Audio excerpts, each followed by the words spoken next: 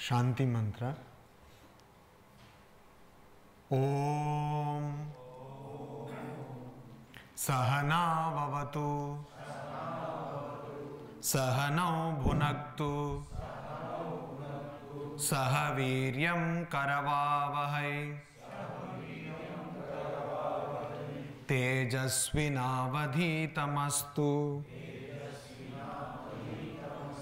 Ma vidvishavahai.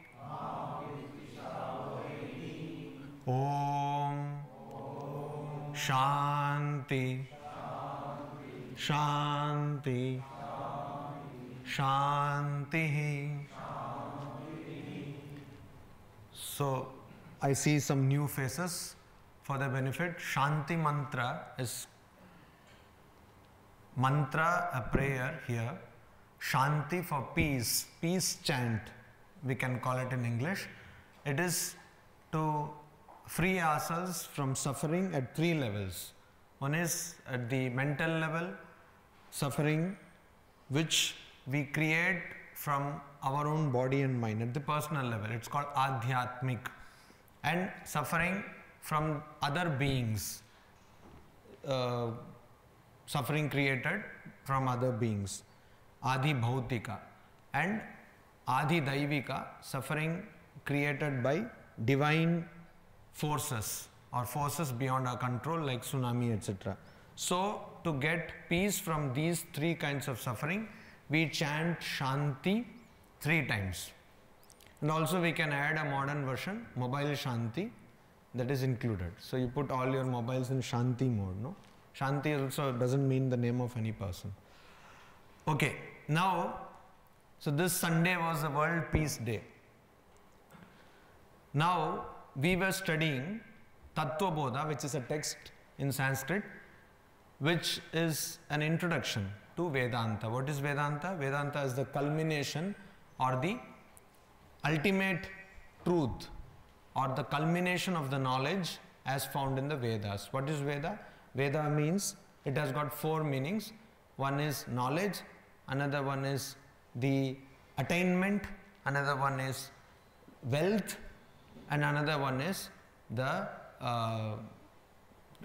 giving up of bondage or loosening of bondage. So these are the 4 meanings of the root with from which this word Veda has come.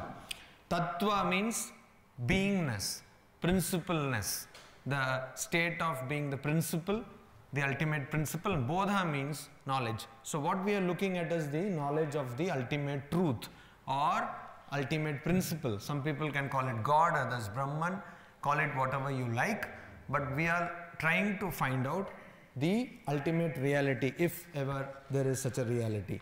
And this text gives us pointers to how to do that. So we had seen different things there, and finally we ended up with a process of analysis which is called Mahavakya Vichara. There are many sentences in the Vedas which show us the identity of the individual self and the Atman. So Jiva Brahma Aikya, unity, identity of Jivan and Brahma, Brahman, not the Brahma, 4-faced God, not that, Brahma. So this identity we come to know by this text,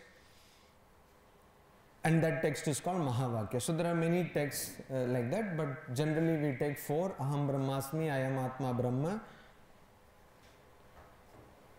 Then Prajnanam Brahma. So for some kind of inputs, this we have been listening to now, I think ages now.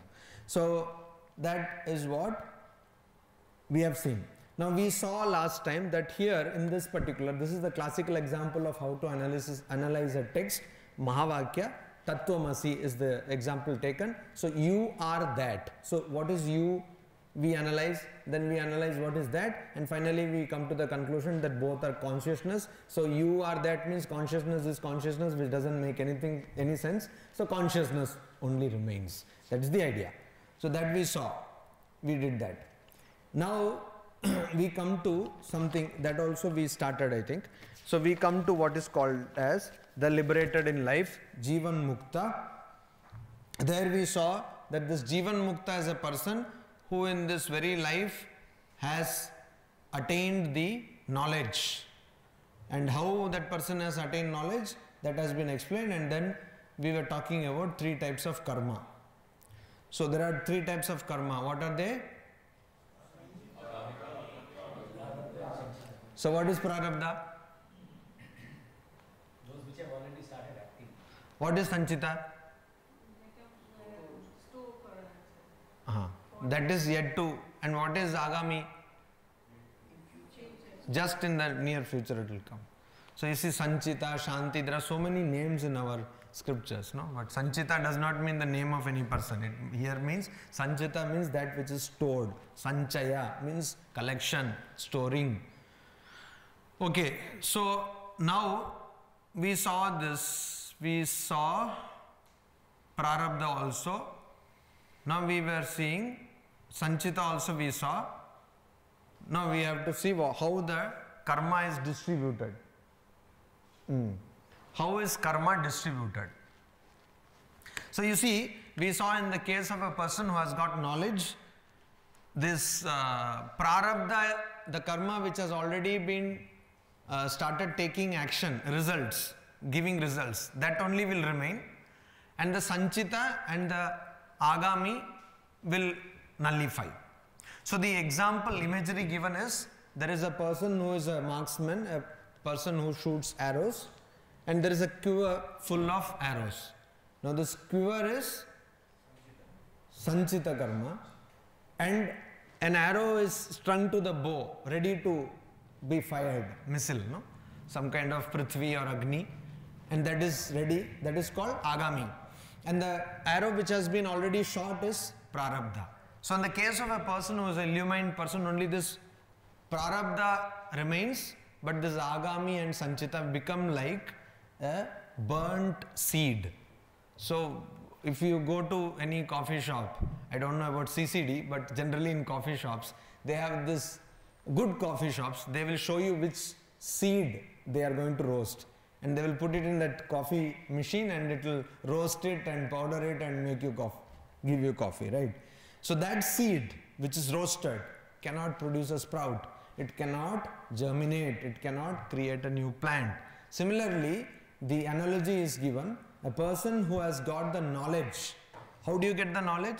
The essence of knowledge is that you have to go beyond the idea of I and mine.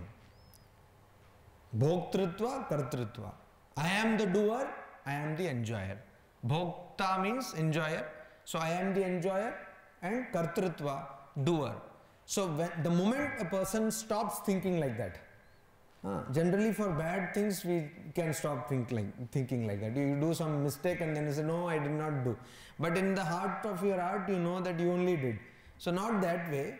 Truly when you are devoid of your ego sense, both in terms of identifying yourself with some action and also claiming the results of some action.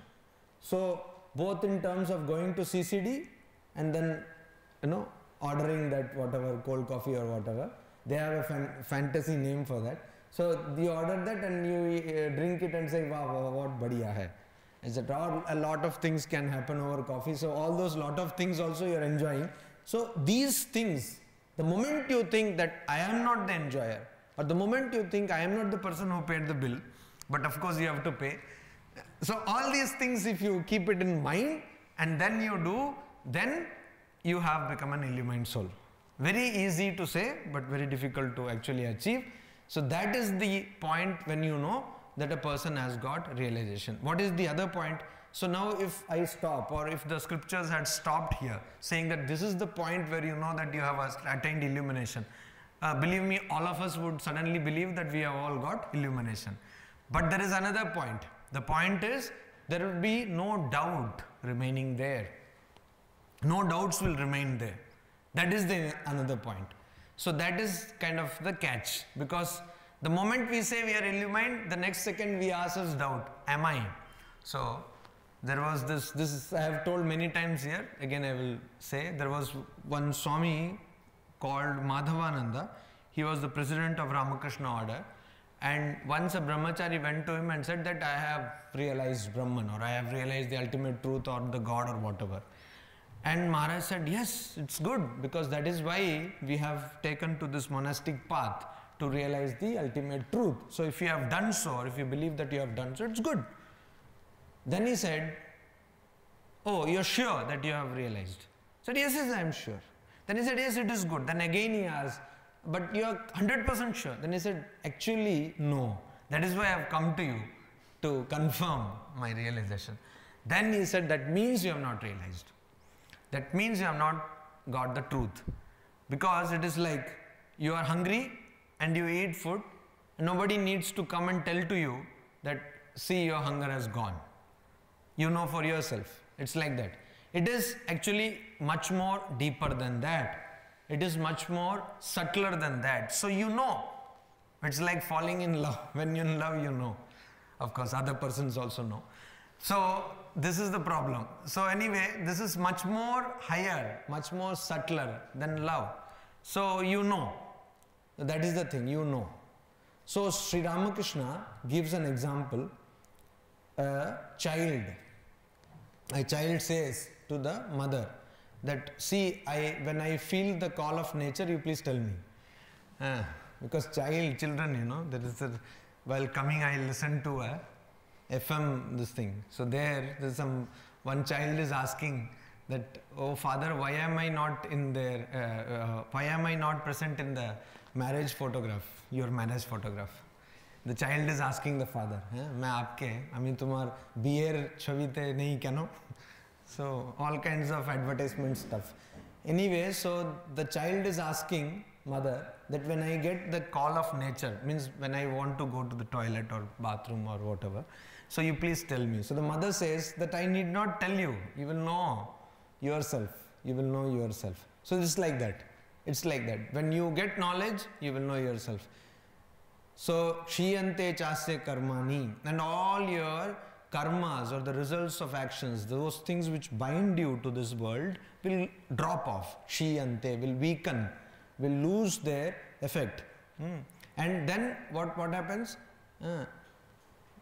Vidyante hridaya granthi. You see, the whole problem starts when you get caught up in this material world, in things which you are not, in things which you are not, in things which is not your true personality, like we get caught up with mobile, etc.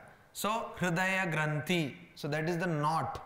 No, it is a proverbial knot which is between jada and chit. Chit means consciousness, jada is non-consciousness or something which is material. So this knot, so to put it in modern terms, now what is happening? I and the computer.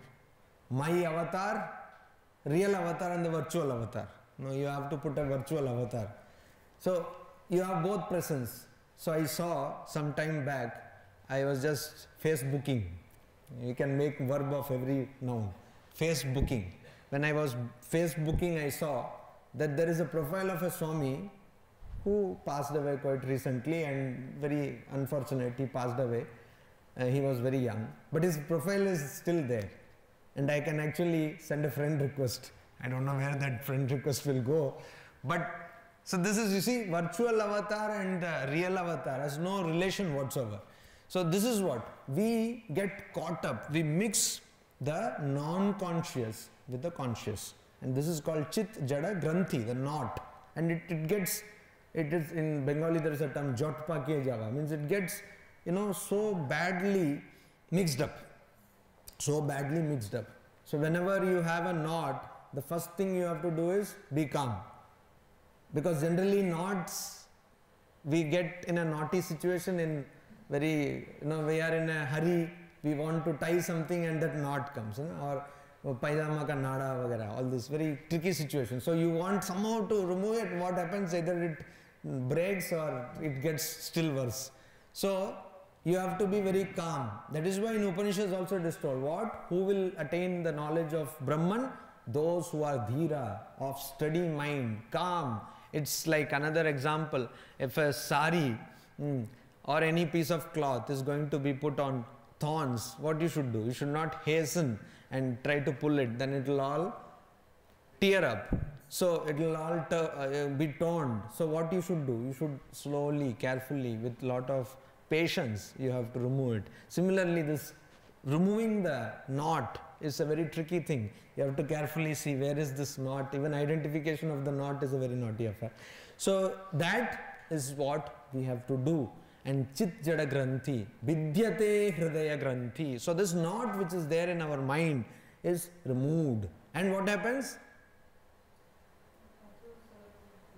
Chidyante sarva samsayaha. All doubts are also removed.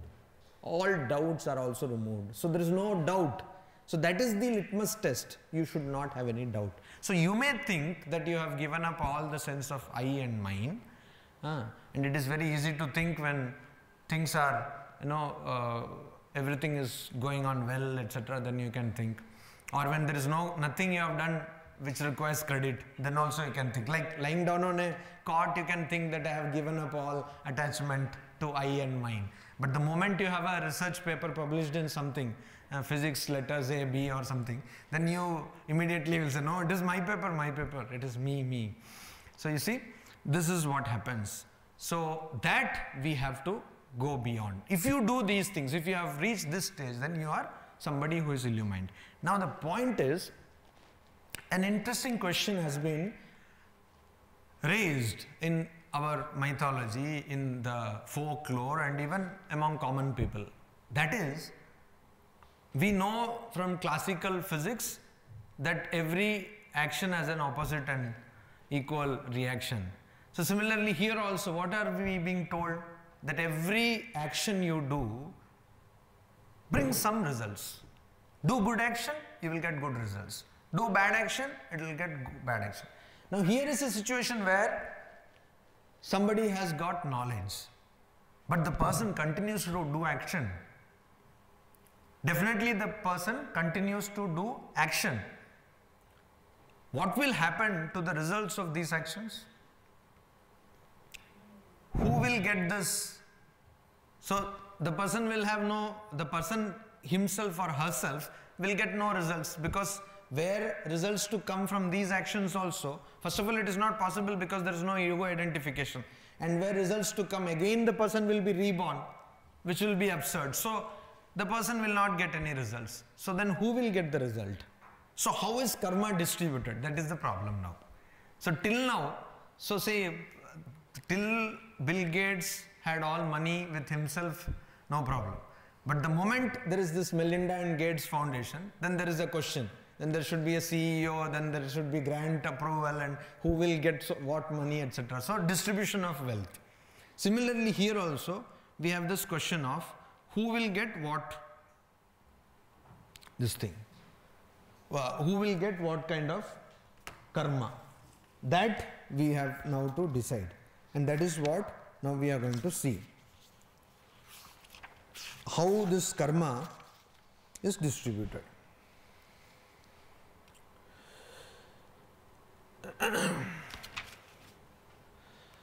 So please repeat after me. Kincha ye jnaninam stuvanti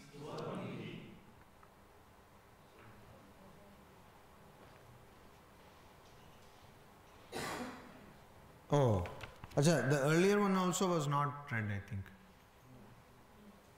This karma destroyed. How this karma destroyed? This also was not read.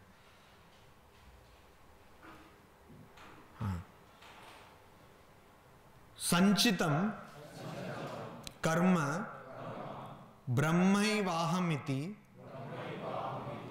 nishchayatmaka jnanena nashyati agami karma api jnanena nashyati kimcha agami karma agami karmanam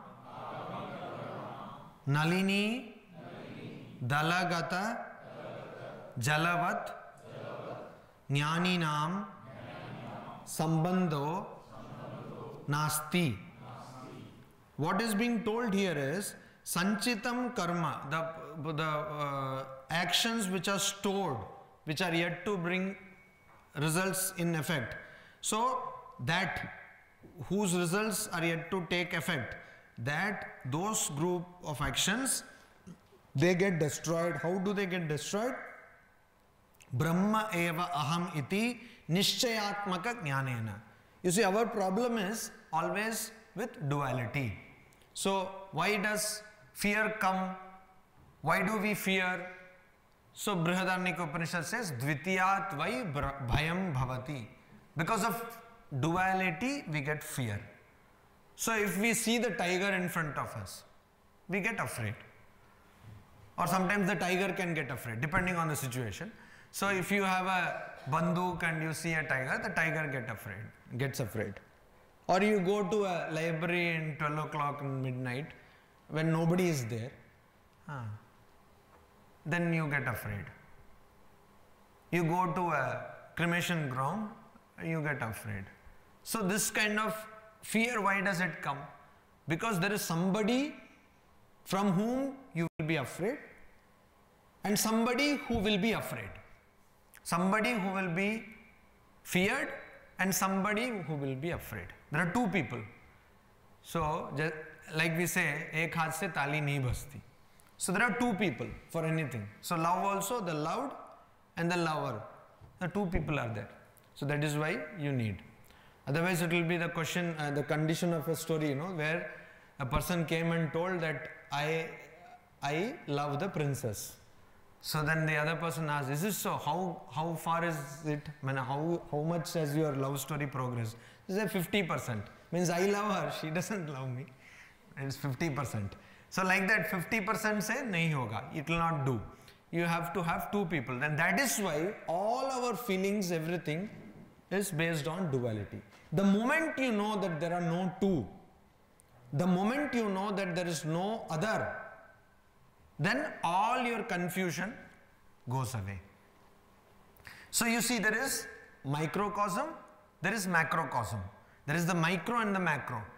The moment I know that the macro and the micro are one, the moment I know that there is no God sitting in some other country or some other, now we have gone up to Mars also, so nothing is there nowhere. So the moment I know that the whole idea of God is but my own projection, the moment I know that and understand, there will be no confusion. You can do it in many ways, but the moment you know this truth, you will have no confusion. And then all your identification with this body. Now we think ourselves to be this body. This is something we think. We are so sure that I am present in this particular place where this body is there. And that is a big myth actually. This whole idea of my being present in this body is a myth. But we think that because we have been trained to think so. The moment I stop thinking that way, the moment I dissociate with this locus being my body, then what happens? I have no other problem. I have no other problem. And that is what, but this thinking or this thought should be very clear thought. Just like the body thought is so clear. Even in our sleep, even when we dream, we are so possessed with the idea that I am the body. Even in the dream you find that you are the body. You always have a body. So that is so strong. So this idea that you are not the body should be stronger.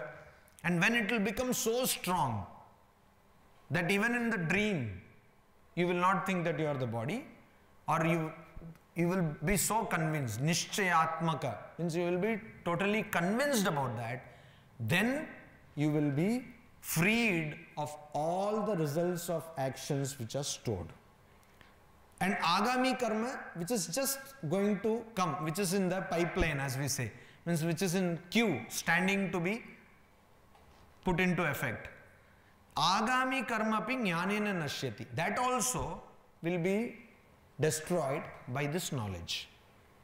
And agami karmanam nalini dala gata jalavat jnaninam sambandho nasti. So there is a metaphor or a simile example is given. All of you have seen lotus, right? How many of you have not seen a lotus? Nobody. How many of you have seen a lotus leaf? Have not seen, okay. How many of you have not seen a lotus leaf? You have not seen a lotus leaf. Okay. So if you see lotus leaf and you put some water in that, on that, because of the pattern of the leaf, because of its membrane structure, water does not stick to the surface of the leaf. It's a common known thing, and it's a pastime of kids also. You put water and it rolls down. You put again and rolls down. So you can take, so nalini means lotus. Dala means leaf. So nalini dala gata jala means leaf which has fallen on, water which has fallen on lotus leaf. What? Like water which has fallen on lotus leaf. Means what? It does not attach. It does not attach. Like mercury, you all know, if you put mercury, it will just roll down, right? So like that. You put water on lotus leaf, it does not attach. So similarly, it is unattached. Sambandho nasti. There is no relation between this agami karma, the actions of, the results of actions which are just going to take into effect, come into effect, that is called agami karma. As far as the knowledgeable wise man, a person who has got knowledge is concerned, jnani is concerned, this agami karma has no relation with him whatsoever. So this is, and then now comes the question of how this karma will be distributed. Now we have understood that no new karma will come because this person has got knowledge, so every khata close ho gaya. So whatever you had some dues in the laboratory and other places, you have all given everything, now you are going away. So no other thing, then you get a no objection certificate also signed. So khatam kahani. So if kahani is going to be khatam, unlike some mega serials, there is not going to be another episode. You know what a person does? A person who is making a serial producer definitely has a rebirth, because the person has to come again to this world to create the next episode of that serial. So that is why this is there. Kyunki saas bhi kabhi bahu thi. Anyway, so this saas bahu will go on. So now this serial is ending here. This is the last episode. So then the person who is doing the actions, where will the effects of those actions go? That is the question. Now we come to the answer as it is given here. Kimcha ye jnaninam stuvanti bhajanti archayanti cha tan prati jnani kritam agami punyam gacchati ye jnaninam nindanti dvishanti dukkha pradanam kurvanti tan prati jnani kritam sarvam agami kriyamanam yad avachyam karma papatmakam tad gacchati.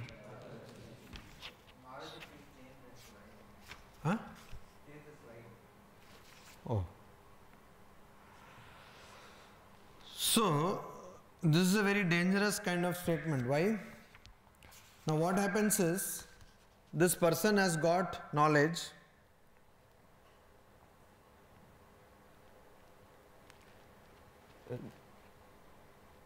Anybody has any time thing? Time? A watch or... No, I want a watch or mobile phone or whatever. This battery has gone down.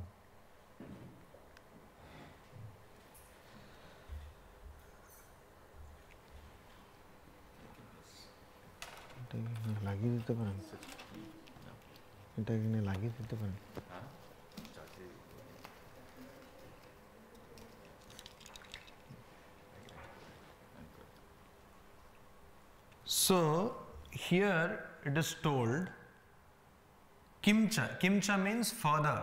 In English we have a word called further, also. Kimcha. In Sanskrit that is kimcha.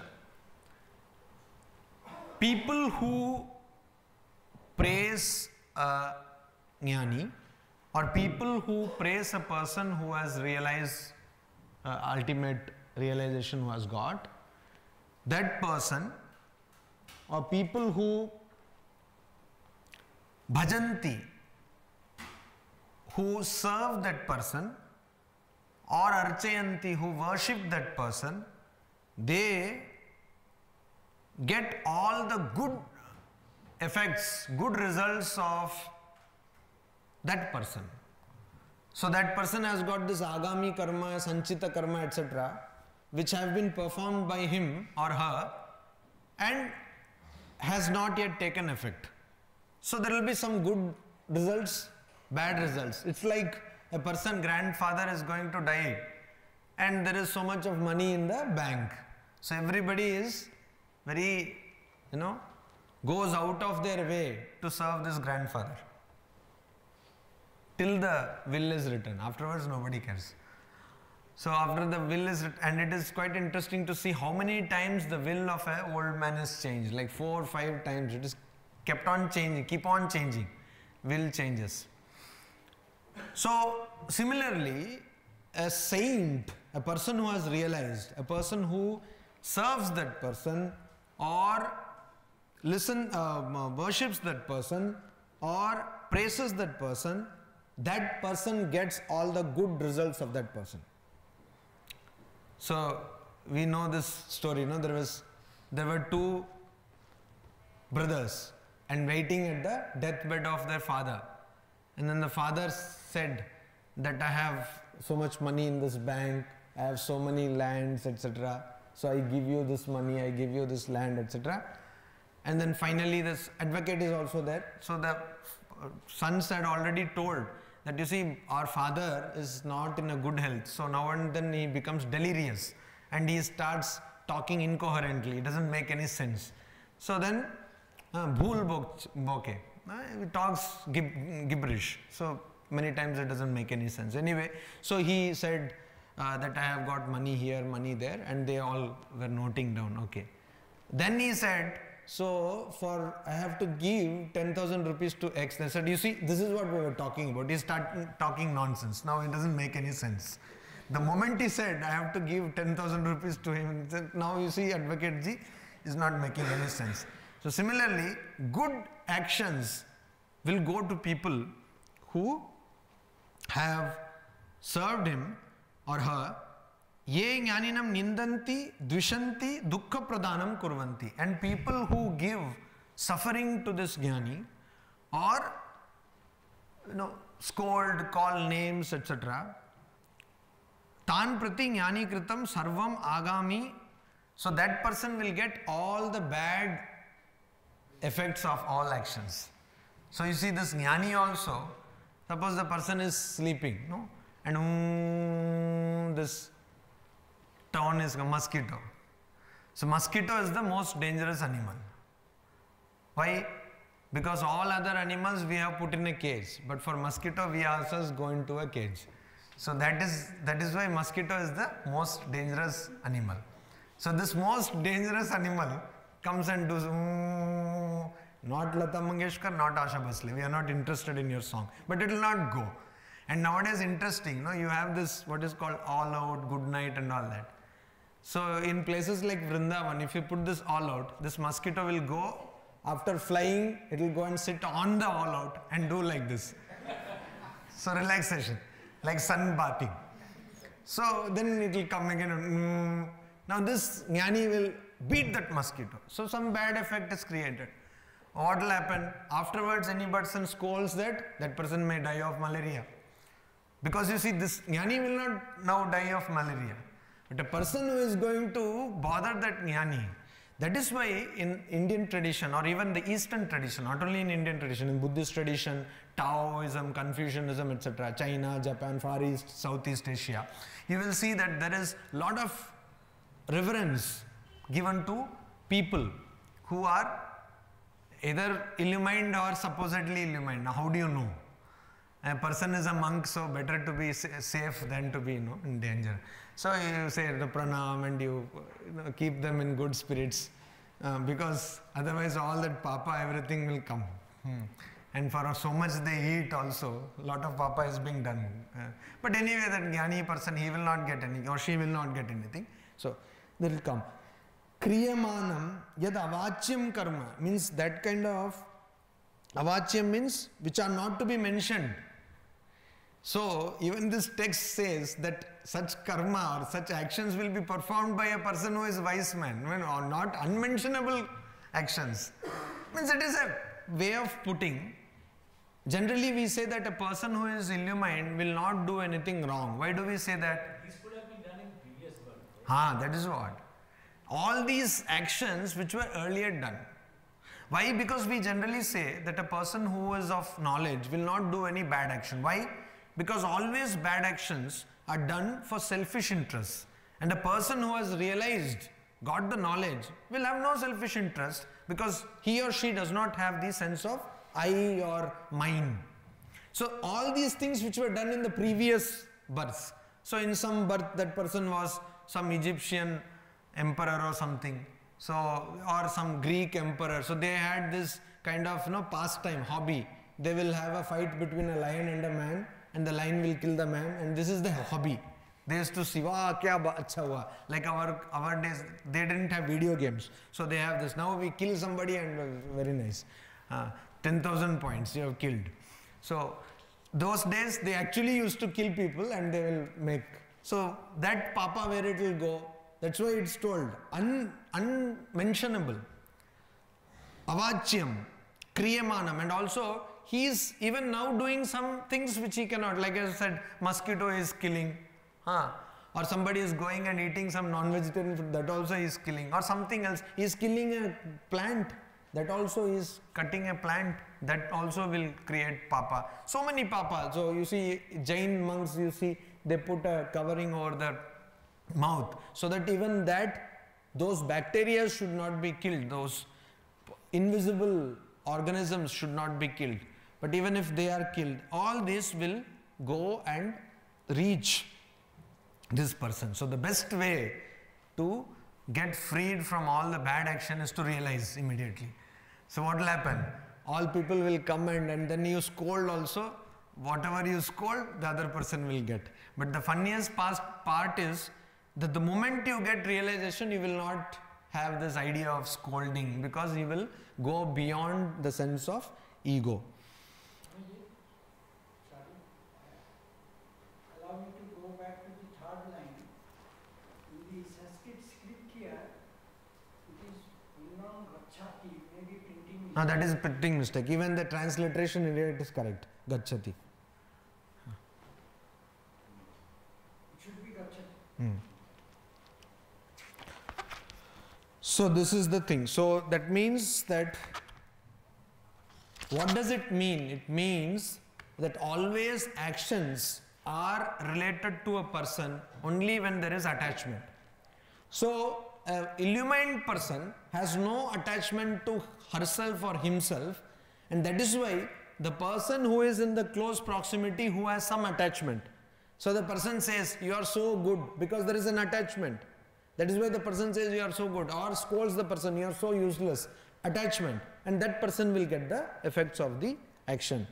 Now, we will see what is the status of the liberated. How does the liberated feel? Tatha cha Atmavit Sansaram Tirtva Brahmanandam Ihaiva Prapnoti Tarati Shokam Atmavit Iti Shrutehe Tanum Tyajatu Va Kashyam Swapachasya Grihe Atava Jnana Samprapti Samaye Mukto Asau Vigatashayah. See, Tatha means also, Tatha here means, Tathacha means moreover also. Atmavit, a person who has known oneself. What is God realization? What is knowing the truth? What is knowing Christ or Allah or whatever? It does not mean anything. It means only that you have a clear understanding of your own personality. That is what it means. Your own personality, you have a very clear understanding, an understanding free from all doubts. So, even a person who does not believe in God, the person has some understanding of personality. What do we have? We go and stand in front of the mirror, and that is the understanding most of us have of our personality. We put this cream, that cream, low real or unreal, whatever, and then you have an idea. Then you have this jeans and that and this. You try to be so fashion keeps on changing. Earlier it was like nice oiled hair. Now the hair should be funky and all that. So if that is the kind of, so you are like happening, kitne hot hai, etc. So that is your understanding. But then again, this understanding changes. The next day, the moment Amir Khan has put some other costume or some other person, Akshay Kumar has put another costume, so your whole understanding of your personality changes. So that means it is not the correct understanding. Anything that changes cannot be the truth. So it is not correct. So the moment you receive an understanding, you get an understanding which is your understanding of your personality, but without any doubt.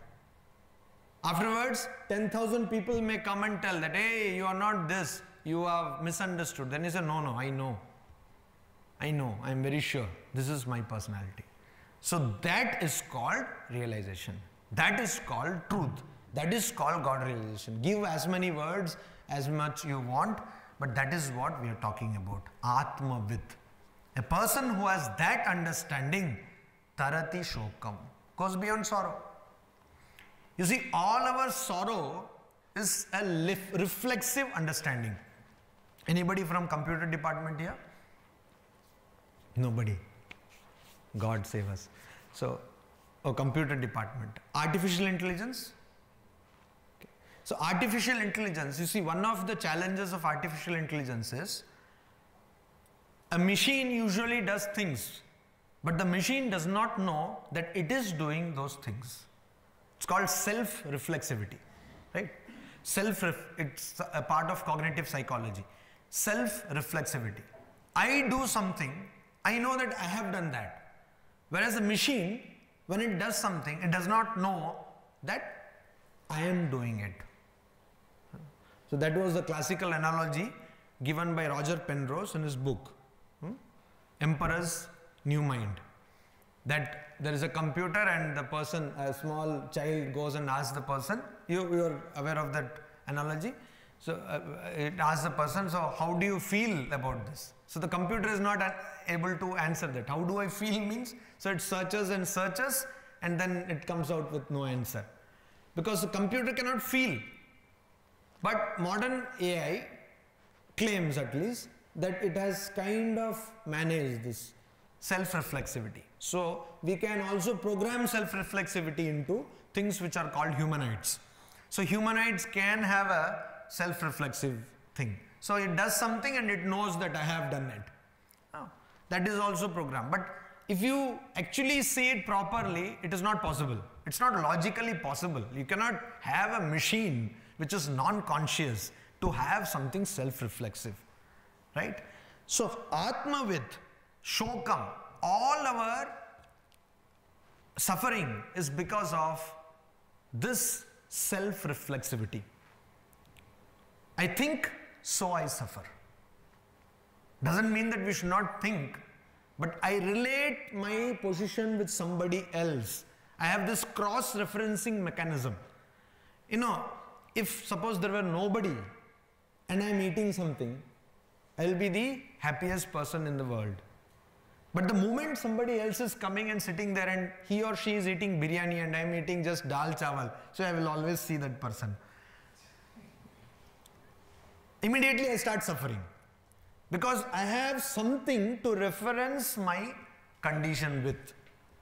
So the moment I dissociate myself with the idea of body and self, I go beyond suffering. That is the idea.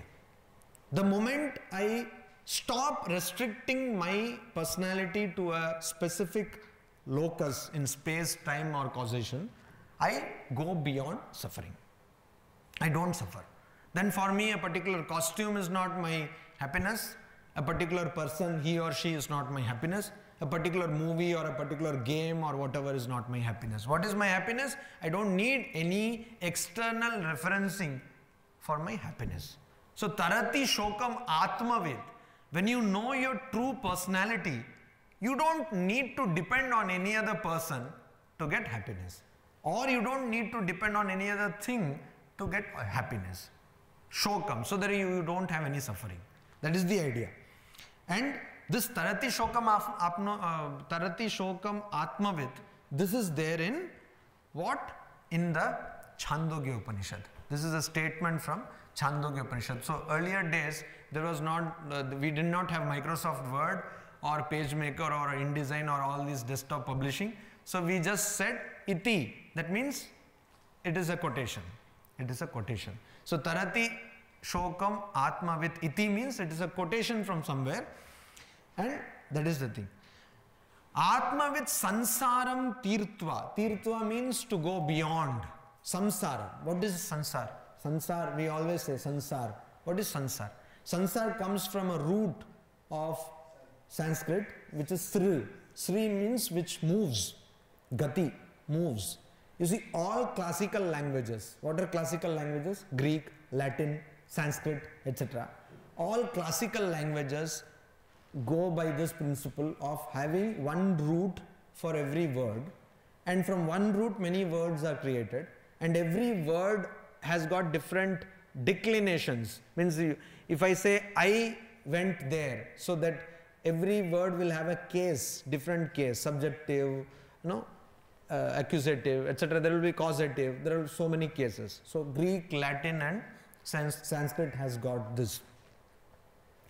Now here what do we mean when we say tirtva, sansara? Sansara means sri. Sri means the same root which gives rise to the word sarpa. Sarpa means snake. So snake also moves, sri. Sansara means world. That means anything which is in motion. Anything which is in motion. World does not mean only this physical world. It means that you are, according to the Indian tradition, we believe that you come again and again to this world. You take birth and you die. You again take birth and you die. Why? Till you have this idea that I am the doer, I am the enjoyer, you will have to come again and again. Again and again you will have to come. So then you will again come and again start. And all your experiences will be stored in one place, but you may or may not be able to access that. No, that password you may have or you may not have. But backup is there online, cloud storage. But you may not get that cloud storage. So some people, they are called Jati Smara. I have not met one. So Jati Smara means a person who can remember all the past births. And there is nowadays a stupid thing going on. Past life regression therapy. Nothing of that sort. It's not so easy. It's a big what? Hocus pocus made to make money, mint money.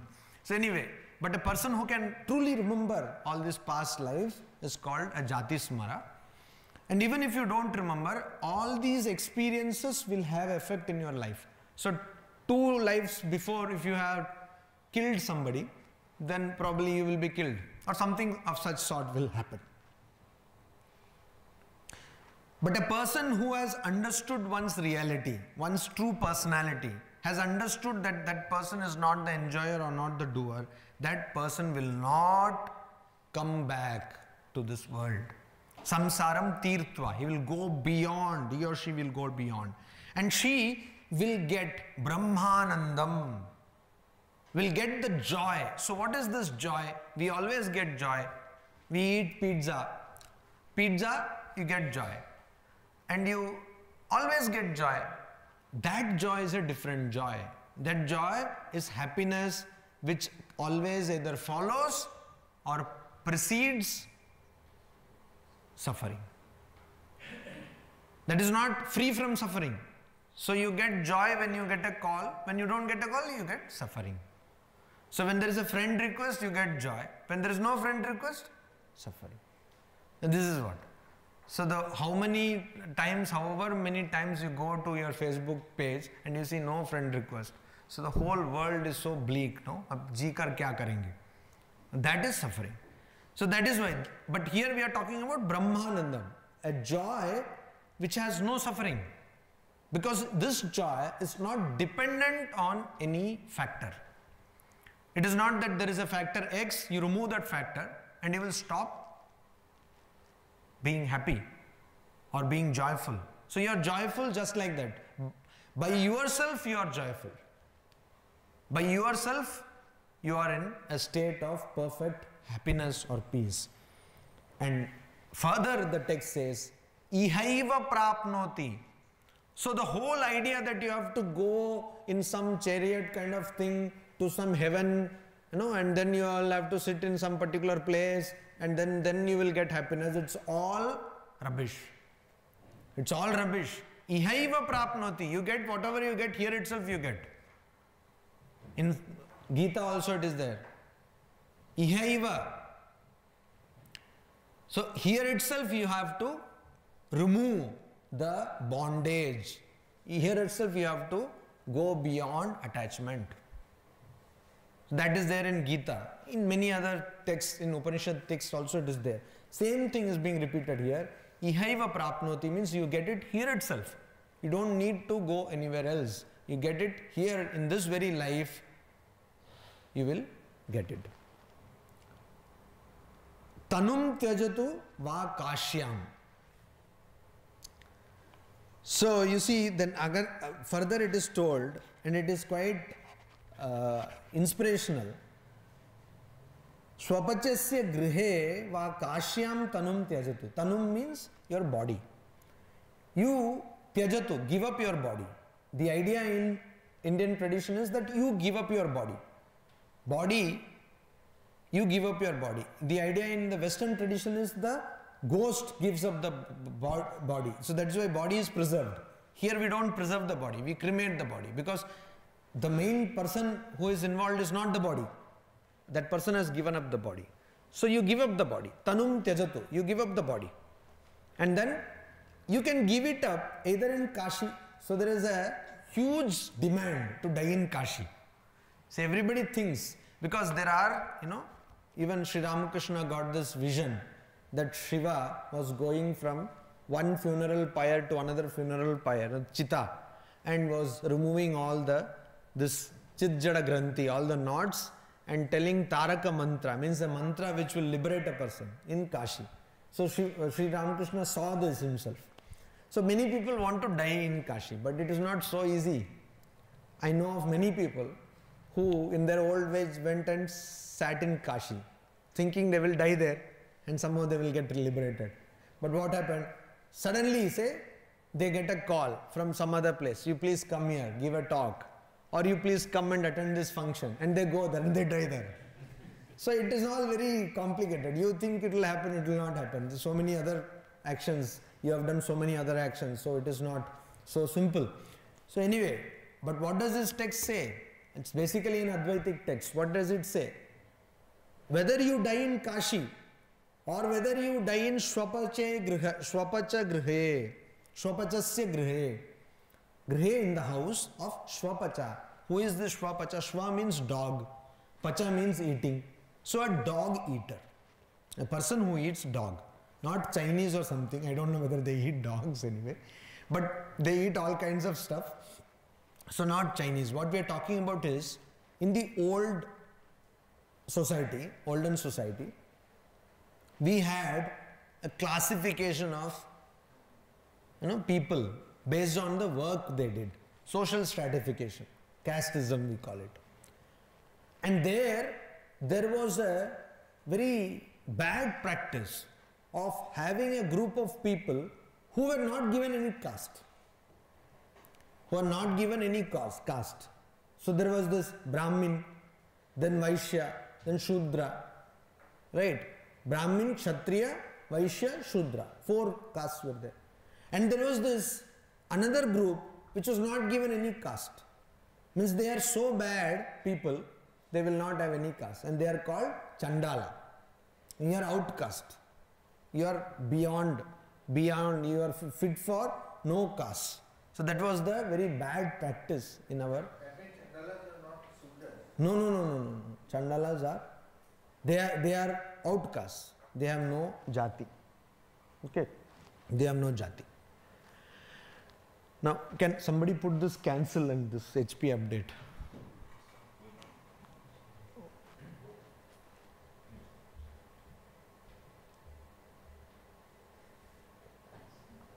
This cancel.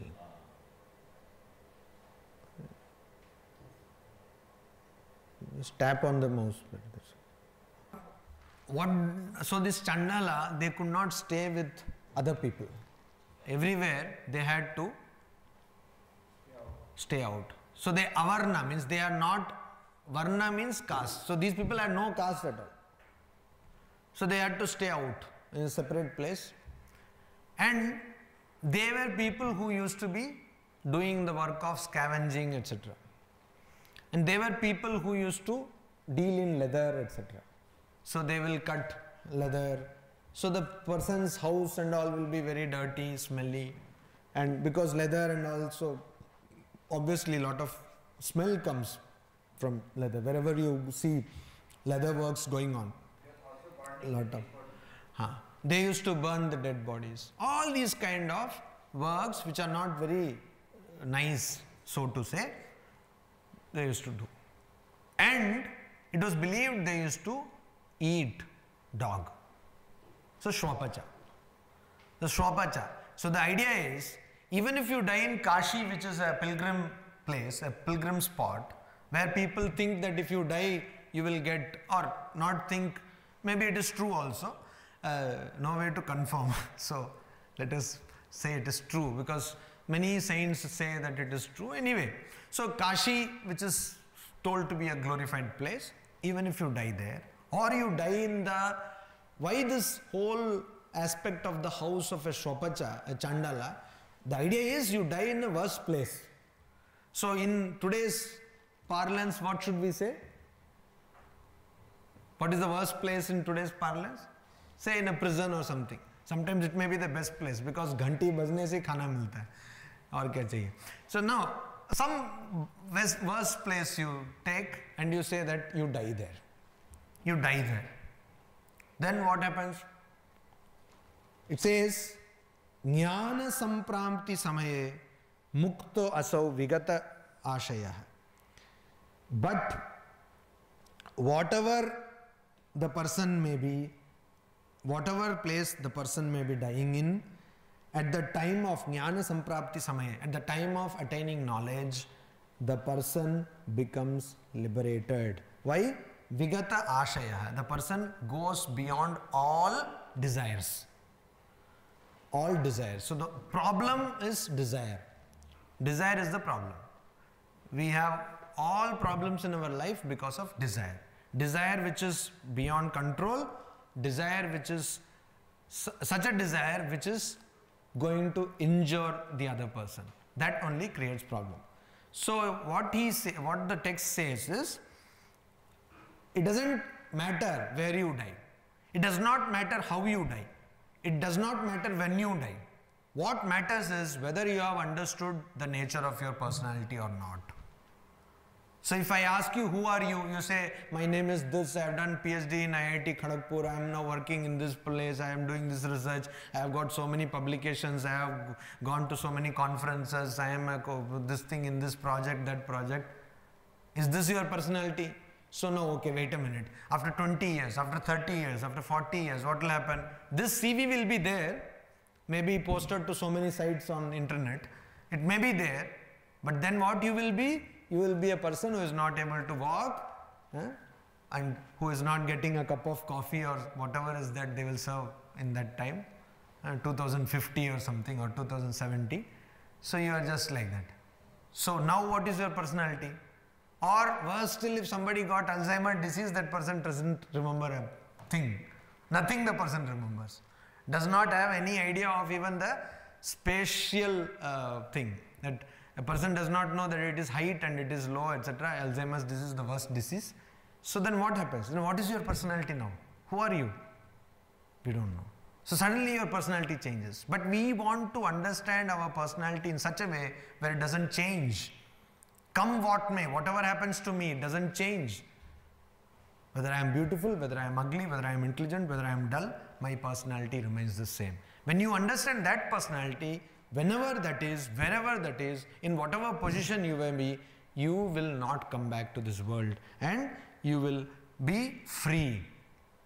You will be free because you will be free from desires. So this is the end of Tattvabodha, and this is what, so the Tattwabodha, we saw the basic concepts of Vedanta, and at the end, very nicely it has brought us, given us a glimpse of what can happen if you actually follow. You see, every religion or philosophy or psychology or whatever we do in our lives, a video game or a serial or a movie or partying or whatever you do, is for only one purpose. What is that purpose? To get happiness or peace of mind. But you know what happens? Most of the things which we do, we start with a wonderful intention, but end up having no peace. So every party has got a hangover. Every video you become also hangover, sleep hangover. You watch 3 movies at a stretch and then the next day everything seems imaginary. You play video games or watch serials. The same thing happens again and again. So this is not giving me what I wanted out of it. So that means something is wrong somewhere. My whole perspective has got a serious problem somewhere. Now, what these texts say is that you find out that problem and fix that. Fix that problem so that whatever you do or may not do gives you joy. And that is what we see in the lives of great people. They may be doing something or they may not be doing something, but they are always joyful. So that is the very, you see, this is again a very important point in religion. While commenting on one sutra of Patanjali Yoga Sutra, Swami Vivekananda told it.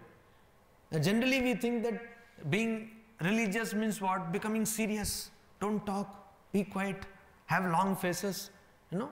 And if you are somebody monk or like that, do like this, smile. It gives more TRP ratings. So no, that is not religion.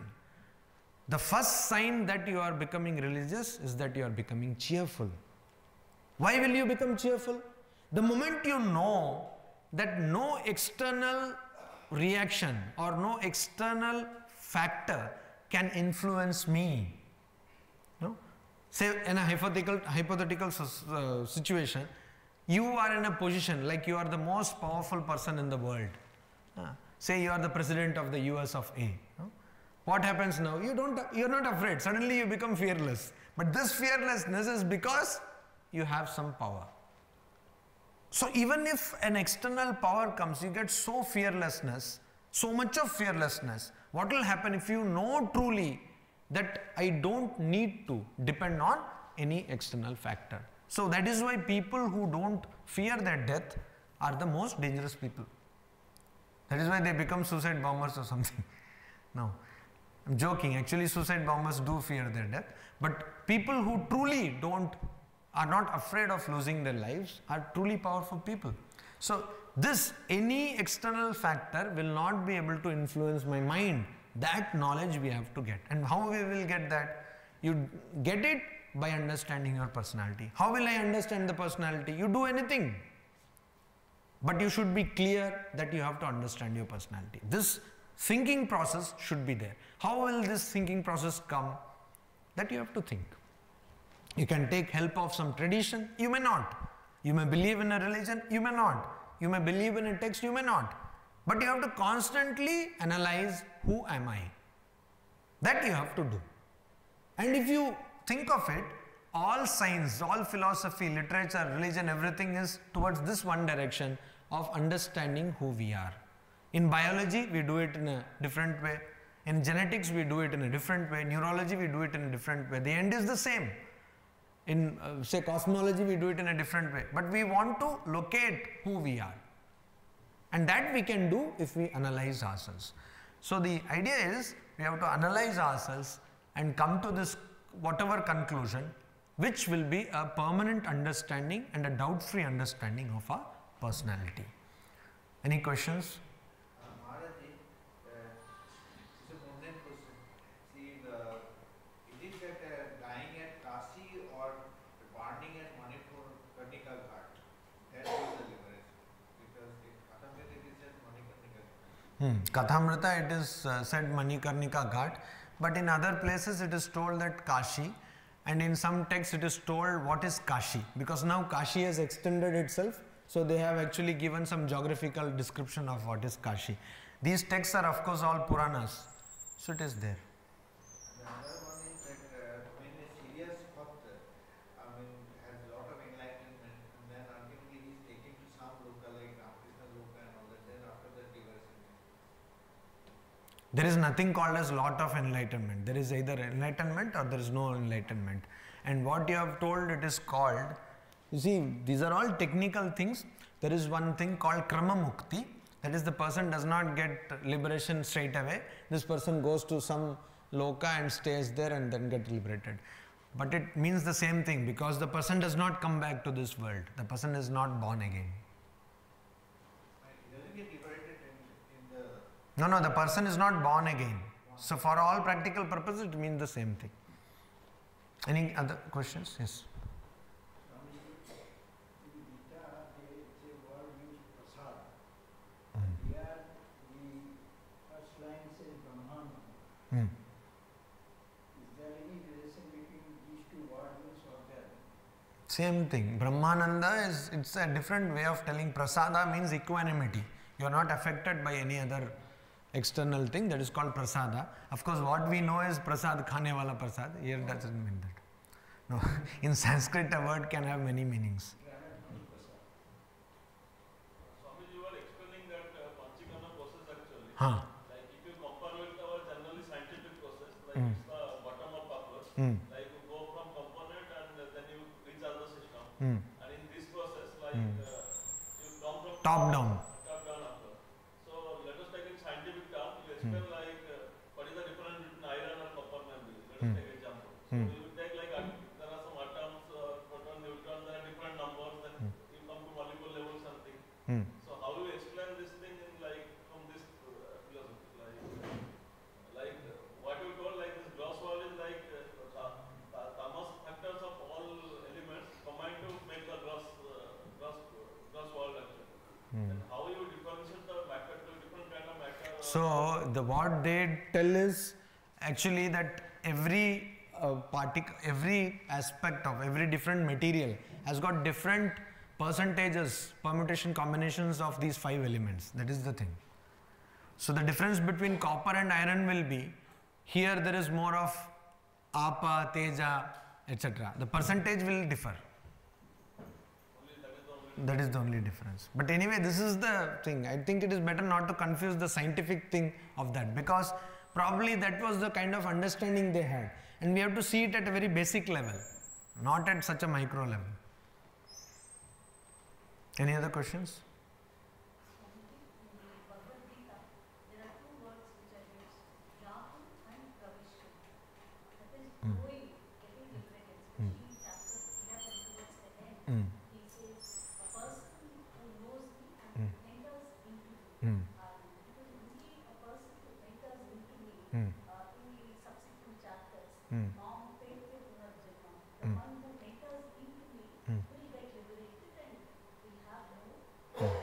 So there are many explanations of this shloka.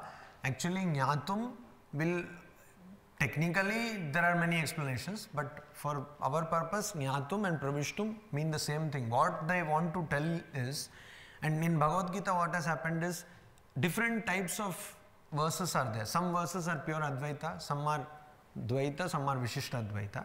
What they want to tell is that you should be established in that knowledge. It should be a knowledge which will be irreversible. It's not that now I have read 5 books and then I know that I and Brahman are same. Then after 6th day I say no, something else. God. So this Jnatum and Pravishtum, that difference is, Pravishtum means you get established in that. That is the idea. Merely having the knowledge, but for practical purposes, knowing experientially means getting established. If through experience you know, you will get established in that knowledge. But just knowing intellectually will not do. Even if you have an intellectual conviction, if you are very convinced, even then it will not do. Why will it not do? Because many times we have wrong knowledge and we are intellectually convinced of that. Like our idea that we are body. We are convinced. The idea that my name is XYZ. I am convinced. Even in deep sleep, if you call somebody and ask what is your name, the person will tell the name. But that is a wrong knowledge. Right? Or if the person believes that somebody has died, the person will say that person has died, but that person is alive. So, this shows that intellectual conviction is not sufficient. That may be true with wrong knowledge also. Wrong knowledge means wrong information. Any other question? Yes. You said that we are trained to learn that we are body. But suppose a person who stays in a forest, completely in forest, so there is nobody to train him. So now how did he take birth? maybe somehow, but No. he is in the forest. No, the question is based on the presumption that our learning process takes place only after we are born, right? But today's gynecology or today's medicine tells us that our learning process starts from 5 months in the embryo. So when you are born, you are already into learning process, and that umbilical cord gives lot of information, and whatever the mother does goes into the child. You can Google Namah, you can find it out. It is a pure medicine fact. So that is why, you see, in our tradition it was there that when somebody is pregnant, you should be careful and all. And so-called modern people, they did not believe that. And now they should believe, because now medicine is telling. If it is told by Chicago or California or something, people have to believe. So you got the point. So this learning starts from embryo stage. So the moment I take birth, already this body conscious has been put into me. Not only that, if you believe in rebirth, then this is there through birth itself. This thing is there into me. That is why you see abhinivesha, that clinging to the body. Even this is a common fact you can see. Even weak people, when some mad dog starts chasing them, they will run like mad. Is it not? Because they think they are the body. That's right. Was it satisfactory? Swami, there is one more verse in the Gita regarding liberation. Antakale mame smaran. That means if I think of God at the time of departing the physical body, I take God's name, then I am sure that's what the verse says. I certainly whatever you may have done in your life, towards the end, You think of God? Yes. So this is, you see, it's a, no, that's what, I'm coming to that. In Gita is a very intelligent text. So Gita has employed a lot of psychology in that. So you see, to remember, you do this, okay, forget about end of life. You do it end of day, okay? You just think every day, at the end of the day, if you can think of God only, God only God. The shloka also tells that, God only. So if at the end of the day, before going to sleep, if you can just think of God only, you try that. And then you will realize that you are not able to. Why? Because throughout the day, you are thinking of so many other things.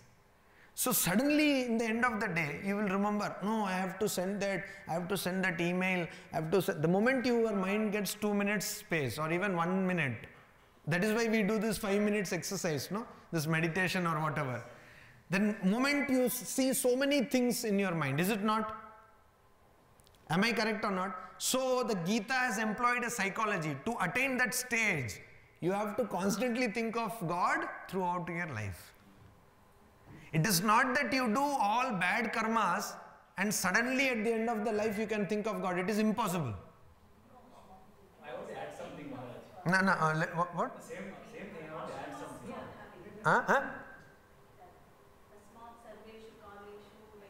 There also it is said. But the varnashramas, if we see, towards the end, the husband and wife, or maybe the husband or wife who goes towards the vanaprastha, where you devote all your time in the study of scriptures and in reading. That's what I am telling is, it is not in a fraction of a second. You have to do some preparation for that. That is what. There is also a belief that a person who is about to die, you sit by his or her side, you keep on chanting. No, you may chant what that person is thinking. You induce that into that person. Correct, but is it possible to induce like that? Strictly it is not possible, but it has some. No, you see, I am not even questioning the text. What I am telling is what is written there is true. That at the end of the life, if I think of God, I will become God. Okay? But is it possible that I do all kinds of nasty things throughout my life, and even if 5 people were going to chant Upanishad and Gitas, will I remember that, or will I remember that no, I am not able to eat this or that? What will happen?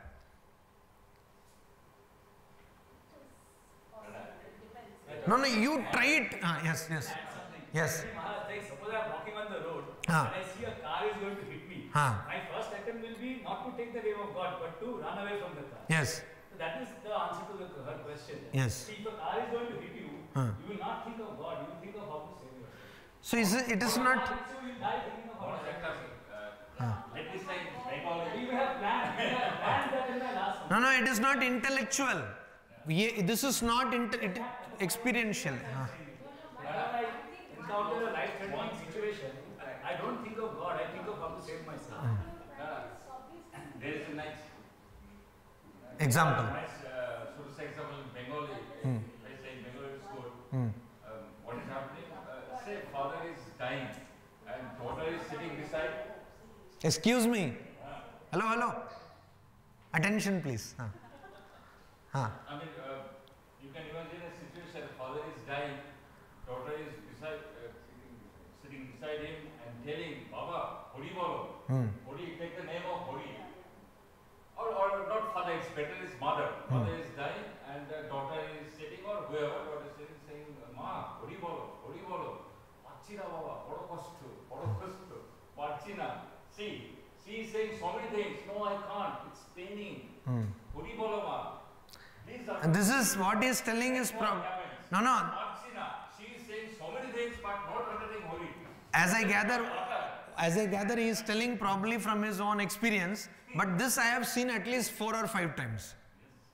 This I have seen 4 or 5 times. That person. What he did all of his life.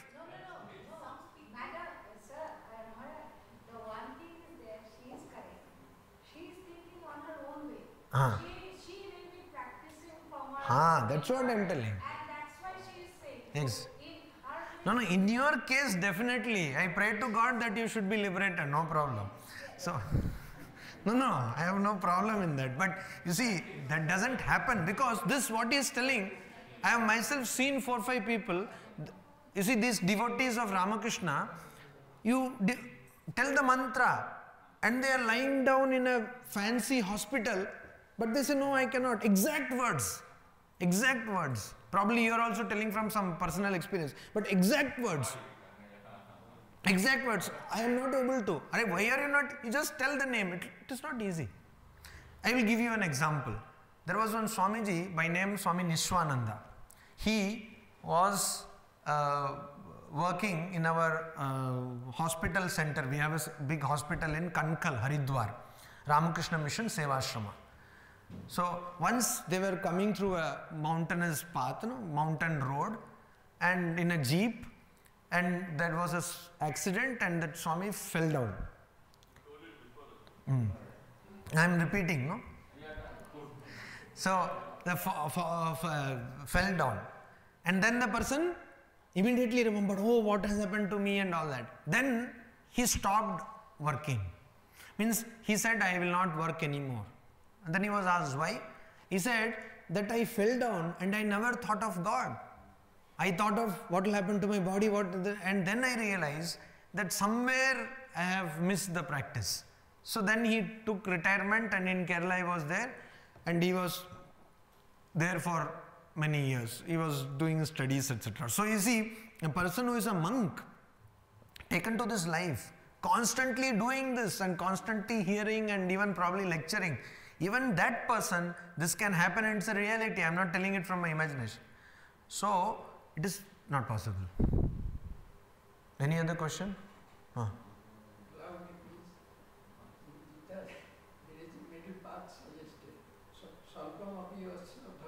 No, it is not a middle path suggested. Oh, it is a very, very bad interpretation of that shloka. Swalpamapyasya dharmasya does not mean that you do little of dharma. No, many people, you are not the first person to interpret like that. Many people do that. It could be a convenient interpretation, but it is not the correct interpretation. Swalpamapyasya dharmasya means that I have struggled all my life to attain God, but could not. I have struggled all my life to go in the path of truth, but could not. And I, at the end of my life, now feel that I have not attained anything. There, it comes as a abhayavani, as a promise. Swalpamapyasya dharmasya trayato mahato bhayat. That don't worry, even a little practice will save you from great fear. So, what will happen is, Shuchinam Srimatam Gehe, means you have not attained it in this world, but this will not go waste. This is remaining in some Swiss bank account. They will not allow other people to open, so you only will have access. Now probably the rule has changed, no? Anyway, so some other bank account which you only have access, so you don't worry. Next Janma, you don't have to start from again. So like Gmail, no, you are typing a mail and then suddenly power goes off, or your laptop goes power battery down, then you think, arey, sab chala gaya. Then Gmail says, no, I have saved it in your drafts, it is there. So like that. It is there in your drafts folder. Don't worry. You can start just from where you left. That is why it is told, Swalpamapyasya dharmasya. Any other question? Swami, like we are talking about the liberation and rebirth. Just like there is rebirth instead of liberation. And what we are No, mostly it is only rebirth. So what we are telling that subtle body goes like associated from one body to another. It doesn't die actually. So what we saw in this lecture, like there are way of the Jnana Indriyas and Karma Indriyas. Jnana Indriyas are like in the mind and buddhi, and that what you told like that Karma Indriya subtle part is there in prana. So let us take I have exercised a lot and I have got good body actually, like muscle something. I have some subtle part in my prana also. So we are telling like next birth like it's going on. So your idea, this is very common. Yeah, this example is correct, but this is very common. In many places there is a practice of, what is a practice? A newborn child. This is a very common practice in most of India, I have seen. A newborn child will be given a plate, of various things. In some places they give a plate, a thali or something. Some places many people go and all his aunt, uncle and all go and give things. But anyway, even in modern day this practice remains. Not maybe with full ritual, but practice remains. What do they do? There will be a plate. In that there will be pen, there will be some currency note, some book, etc. And it is shown to the newborn. And then the newborn will pick up something. And then as you see, this person will become this way. That person will become that, it's a different. But why does that person pick up that? So now you may say genetics, etc. I don't know, but then I will question. Why does that person get only, you see in genetics, how many of you have read genetics? No, school everyone has read. Okay, so in genetics, for example, our skin color, on a basic level, there are 64 permutations and combinations of skin color. 64. Both mother and both parents taken together, 64. That means it is a huge color. People who know about color, they know that it is a huge combination. So you have two fair skinned people and the child is bilkul kavve ki tarah. Na? So then you, kaise ho gaya? Then they start doubting that who is the parent. No? But no, calm. No, that is all correct only. But still, you see, they don't know genetics. Genetics is this. And then there is something called atavism and all that. Some trait which is there 2 generations back will suddenly come and all that. So you are giving me a word genetics and you are giving me a high explanation, but things are unexplainable. Actually, nitty-gritty, it is not explainable. So similarly, instead of that, if you say that this person was, say, a writer in something and he kept on writing movie kahani and no movie was released, and in this, starting from new birth itself is writing. Or maybe blogging. Some people are compulsive writers. Every time they keep on writing. Blog. Every day 4 blogs. So many. How do they write? So some samskara is there. Right? Some samskara is there.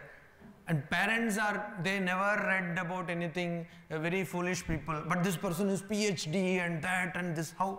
Or parents are PhD and this fellow is 10th dropout. How? Happens. It happens all the time. How? So samskara is there. So if a person is constantly bodybuilding Mr. India or Mr. Universe, etc., in the next birth or this birth, the other birth, the person will have this, maybe a gymnasium he will open. Something will happen. That link will remain. Link will remain. Any other question?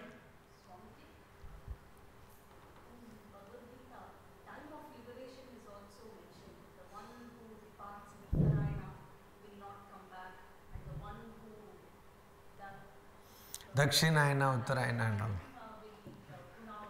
These are all, you see, these are all technical. I am a very skeptical person. Though I am a monk, but I am I try to be, at least I try to think that I am a rational person. So, all these things we don't know. And there is no way we can verify it. Suppose I die in Uttarayana.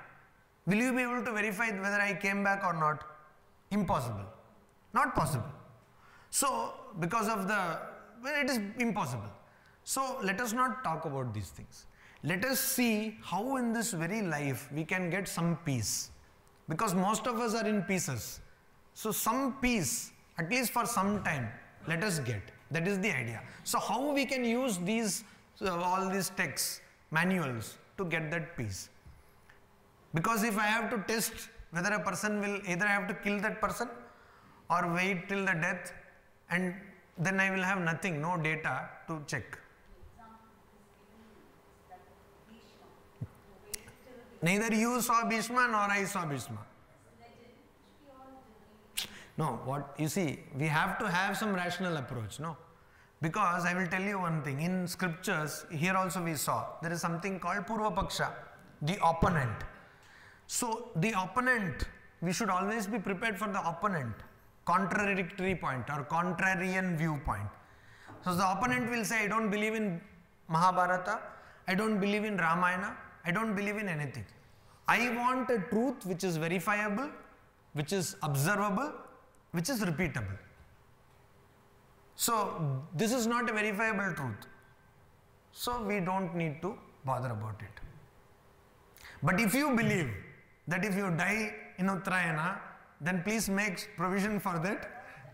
I am for all, and if you need some help also, please tell me. Not that whatever has come from No, that is all true, but you see, now from a macro point of view, many people don't believe Sri Krishna. Many people don't believe anybody, including themselves.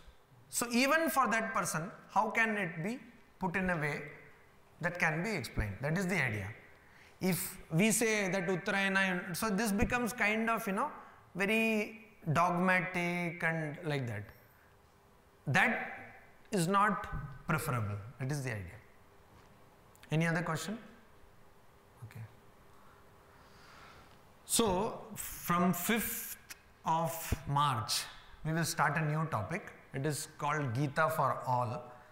And the idea is to not go much into the technical jargon, but from the Gita, take things for common problems. Like, what is my common problem? My common problem is RKM. Not Ramakrishna mission, but roti, kapada or makan. This is my need is existential. I am not bothered about whether Krishna was alive or died. What I am bothered about, whether I will get roti, kapada or makan, whether I will get a spouse, ladka ko ladki, ladki ko ladka, and whether, or whatever, however spouse you want, whether I will get that, a life partner, and what will be my future, that is what I am bothered about. So, can the Gita give me something which I can use it concretely, straight away? What are we now good at? Cut paste. So, can I get something from the Gita which I can cut paste into my life? So, that we will see. And that is why we will Gita for all. So, you don't need to go into the Sanskrit abracadabra and all that. That I will do. But we will find out in plain English whether we can get something from Gita. For our, so 5th there will be a class, and then 12th there will be a class, 19th and 26th there will be no class. Again we will resume the next week. Any simple translation of Gita, and which is not complicated, and the correct translation. As far as I know, there is one translation, Swami Swarupananda. It is just word by word translation of the Gita. It is available with this Raju. It is priced, also fairly priced. So you can take only that book, because don't go into any commentary, because commentaries are okay if you want to go into a scholarly understanding of the Gita. But for this purpose, we don't want that scholarly understanding. What we want is, what does Gita say and how we can apply it in our lives. For example, I will be speaking on managing relationships in IIT Kanpur, next 25th. So now this itself, a Swami who has no relationships, talking on relationships. So there are so many things in our scriptures or manuals which can give us example on how to maintain a healthy relationship, etc. So that is what we will be concentrating on. We will not bother our heads about the Sanskrit grammar, etc. We will just see what is written there and how we can apply it into our daily lives. Om Shanti Shanti Shanti Hari Om Tat Sat